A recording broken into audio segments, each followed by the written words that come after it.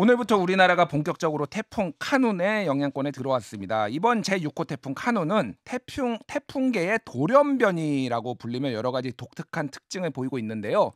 현재 지금 남해안 지역을 통과하고 있는데 조만간 통영 지역으로 상륙을 이제 한 거라고 보입니다. 그리고 본격적으로 비를 뿌리고 있고 금요일까지 한반도 전체가 태풍의 영향권 안에 있을 것으로 관측되고 있는데요. 게다가 지금 한국에는 3만 6천여 명의 잼버리 참가자들이 전국 각지에 흩어져 있는 상황입니다. 지금 콘서트도 예정돼 있고요. 이번 태풍 카눈의 예측 경로와 예상 피해를 짚어보고 어떻게 대비해야 할지도 이야기 나눠보도록 하겠습니다. K웨더 방기성 센터장 연결되어 있습니다. 안녕하세요. 네, 안녕하세요. 예, 이번 태풍 카눈으로 인해 중국과 일본이 어느 정도 이제 피해를 입었습니다. 우리나라에도 상당한 피해가 예상된다고 하는데요. 지금 위력이 어느 정도인지 좀 궁금한데요. 현재 통영 남쪽 40km 해상에 위치해 있고요. 예. 중심 기압이 970헥토파스칼, 중심 최대 풍속이 초속 35m의 강한 태풍이고요. 예. 그다음에 강풍 반경도 330km로 중급 정도의 세력을 가진 그런 태풍입니다. 그러니까 이 태풍은 이제 오늘 9시경에 통영 쪽으로 상륙할 것으로 예상을 하고 있고요. 예. 13시 정도의 대구 서쪽, 17시에 청주 인근으로, 그다음에 22시경에 서울 동쪽을 통과한 후에 북한 쪽으로 북상하는 것으로 예상을 하고 있습니다. 그렇군요. 어쨌든 현재까지는 태풍의 강도가 강이라는 건데 이게 내륙으로 들어오면은 좀 약해질 수가 있는 건가요? 네, 그렇습니다. 일단 통영에 상륙할 때 초속 32m입니다. 평균 최대 풍속이. 예. 그럼 이때는 이제 중이 되는 거고요. 그 이후에 대구를 통과할 때도 32m, 청주 인근을 통과할 때 29m, 서울 동쪽에 위치했을 때 초속 24m의 중정도 되는 그런 태풍의 강도의 위력을 갖고 북상을 합니다. 그렇군요. 어쨌든 근데 뭐 초속 29m, 24m 이것도 굉장히 강한 바람이잖아요, 이게. 굉장히 강하죠. 이 정도 바람이라도 뭐 지붕이라든가 기와가 날아가고 낡은 집 같은 경우는 무너질 수 있는 그런 힘을 가진 그런 풍속입니다. 예, 모두들 좀 안전에 유의하셔야 할 것 같고요. 자, 카눈의 특징에 대해서 좀 여쭤볼게요. 저도 나 태풍이 있었나 좀 굉장히 궁금했는데 일단 그 뭐라고 해야 되나 방향이 막 거의 뭐 예각이라고 해야 되나요? 갑자기 막 뭐 서쪽으로 갔다가 갑자기 동쪽으로 갔다가 막 이렇게 홍길동처럼 왔다 갔다 하는데 이게 왜 그런 건가요? 일단 저도 예보관 생활하면서 이런 경로는 처음 봤는데요. 아, 처음 보셨어요? 네네. 그리고 아마 태풍 백스를 찾아봐도 아마 처음일 것 같은데요. 일단 저 중국 쪽으로 갔죠. 상하이 쪽으로 상륙할 거로 봤는데 갑자기 예. 거기서 멈췄단 말입니다. 예. 3일경에. 이게 뭐냐면 태풍 같은 경우는 스스로 움직이질 않아요. 예. 이 주변 기압에 따라가는 것이거든요. 그러니까 그냥 서쪽으로 가는데 뭔가 막아선 거죠. 못 가게.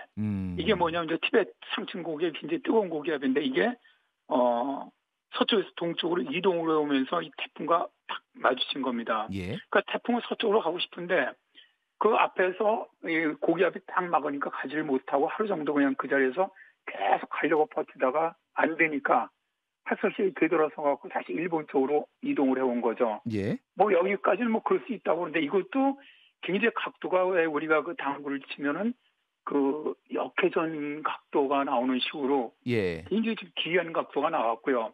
다음에 이제 일본 규슈 남쪽까지 쭉 오다가 문제는 이제 그때 또다시 북태평양 고기압, 상층 고기압이 또다시 서쪽으로 밀고 나온 겁니다. 이렇게 보는 관점도 하나 있고 하나는 이제 7호 태풍 란이 있습니다.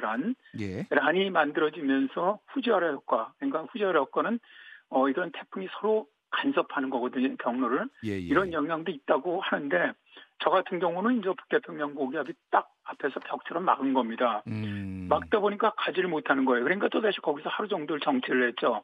7일 정도에서. 예. 그리고 이제 갈 때가 이제 기압계가 딱 만들어진 게 북태평양 고기압이 우리나라 동쪽에 딱 벽을 치고 서 있고 우리나라 서쪽으로 이 티베트 고기압이 오는데 그 사이로 두 고기압 사이에 제트기가 굉장히 길게 남쪽으로 내려와서 사행해서 올라갑니다. 예. 그러니까 이런 기압 배치에서는 이 태풍이 이제 다른 길로 갈 수가 없죠. 뭐 서쪽에서도 막기 동쪽에서도 막으니까 할 수 없이 그 중간인 한반도 정중앙으로 지금 북상에 올라오는데 이 경로도 또한 뭐 한국기상청이 관측한 1951년 이후에 처음입니다. 아, 한반도를 이렇게 남에서 북으로 정통으로 관통하는 거는 처음이라고요? 네, 대개 태풍은 그냥 서해상으로 북상하거나 남해안으로 상륙하면 휘죠.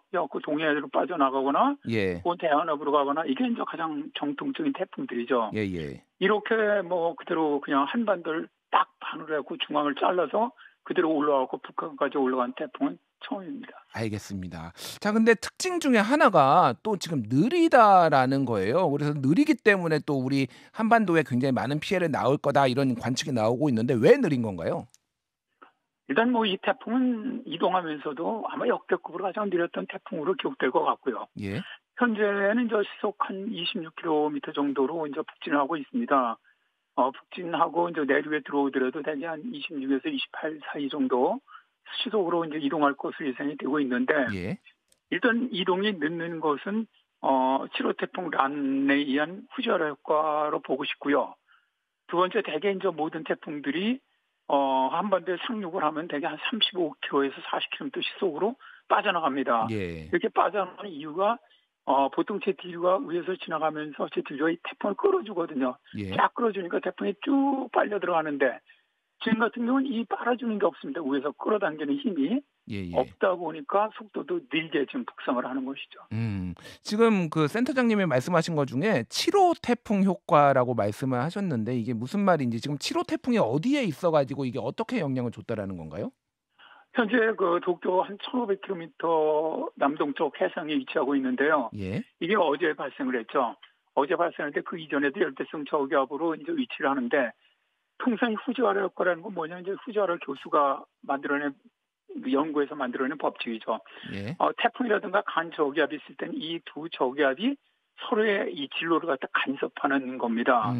그러니까 무슨 얘기냐면 저쪽 태평양 쪽에 지금 7호 태풍이 있는데 우리나라 쪽 태풍이 올라오는 거를 못 가게 하거나 예. 그건 다시 중국 쪽으로 가게 만드는 이런 힘이 작용한다는 거죠. 아. 그런데 아까도 말씀드렸지만 왜 이제 다시 이 후지와라 효과에서 중국 쪽으로 가지 못하고 올라오느냐 하면은 워낙 우리나라 서쪽으로 지금 그 제트기류가 강하게 막고 있습니다. 예. 막다 보니까 그쪽으로 더 이상 못 가는 거예요. 못 가니까 할 수 없이 속도는 늦어지는 거죠. 아, 그렇군요. 제가 좀 문외한이긴 한데 약간 당구공 두 개가 약간 서로 간섭해서 맞아서 조금 튕겨나가는 이런 느낌이 있지 않나 뭐 저는 그런 식으로 좀 이해를 했는데 어쨌든 알겠습니다. 지금 그러니까 이게 천천히 한반도를 관통을 한다라고 한다라면은 지금 바람 피해도 바람 피해지만 강수량이 지금 상당할 거다라고 지금 예측이 되고 있는데 특히 지금 어느 지역이 좀 주의를 해야 되고 얼마나 오는지 이거 좀 말씀해 주시죠. 일단 동해안 쪽에 비가 많이 내릴 것 같아요. 그쪽 예. 지역은 최대한 500mm 이상 내릴 것으로 예상을 하고 있는데 이 지역은 일단 이제 동풍, 태풍이 들어오면 동풍이 들어오지 않습니까? 예. 동풍이 들어오게 되고 또 태풍의 우측 반원입니다. 태풍이 진행하는 방향에 발을 딱 잘라갖고 우측은 위험 반원이라고 얘기를 하거든요. 예. 이쪽은 비도 좀 더 많이 내리고 더더군다나 동해안 쪽은 태백산맥이 가로막기 있기 때문에 지형적인 효과까지 더해집니다. 그래서 그쪽으로는 한 500mm 이상 예상을 하고요. 예. 다음에 태풍이 상륙하는 통영의 우측, 그러니까 부산이라든가 이쪽 지역, 경남의 남해안 쪽으로는 최고 한 400mm 이상 비가 예상을 하고 있습니다. 예. 그리고 그 외 지역은 한 100에서 200, 많은 곳은 250mm 정도인데 이제 문제는 태풍은 이 파도가 한번 오면 쭉 와서 한번 팍 치고 빠져나가고 다시 오지 않습니까? 예. 이런 식으로 태풍은 바람이든 비든 그냥 계속 강하게 부는 것이 아니고 비가 내리는 것이 아니고 한번 강하게 확 쏟아부었다가 좀 잠잠해지다가 다시 오거든요. 예. 이런 패턴으로 오기 때문에 강하게 들어올 때는 지금 뭐 동해안 쪽은 시간당 100mm 이상을 예상을 하고 있고 그다음에 나머지 지역도 시간당 30에서 50mm 가장 강할 때는 그런 정도를 예상하고 있기 때문에 그런 정도라면 지난번 장마 때 그 호우나 비슷합니다. 예, 예. 그래서 지금 상당히 많은 피해가 있지 않겠느냐 그렇게 예상을 하는 거죠. 알겠습니다. 자, 일본 같은 경우에는 오키나와에서 이제 초속 40m가 넘는 강풍이 불었고 그래가지고 1만 7천여 가구 전기 공급이 끊기기도 했는데요. 물론 이게 이제 준비 상황에 대비 상황에 따라 다르겠지만은 그럼 한국도 이 정도 뭐 피해 이런 것들을 좀 예상을 해야 되는 건가요? 오키나와보다는 훨씬 크겠죠.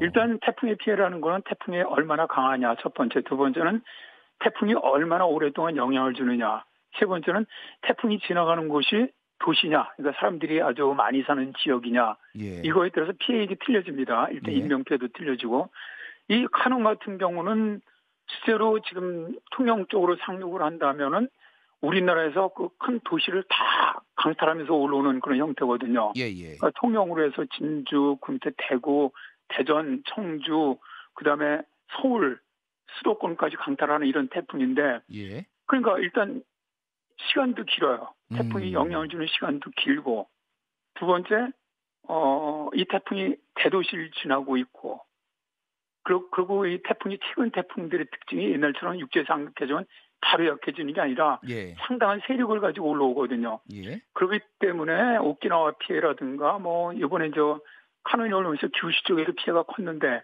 그런 피해보다는 훨씬 클 거로 예상을 합니다. 제가 뭐 조심스럽게 예상을 한다면 우리나라에 영향 줬던 태풍 중에서는 피해가 아마 가장 크지 않겠나 그렇게 예상을 합니다. 그 정도인가? 역대급이다. 이번 지금 어쨌든 이 관통 루트나 뭐 이런 세기를 봤을 때 그 정도로 지금 보시는군요. 네네. 그 댓글에 질문이 올라와서 여쭤보는데 센터장님도 지금 처음 보는 태풍이다 이렇게 말씀하셨는데 예보관 생활을 굉장히 오래 하신 걸로 알고 있는데 몇 년 동안 하셨는데 이게 처음인 건가요?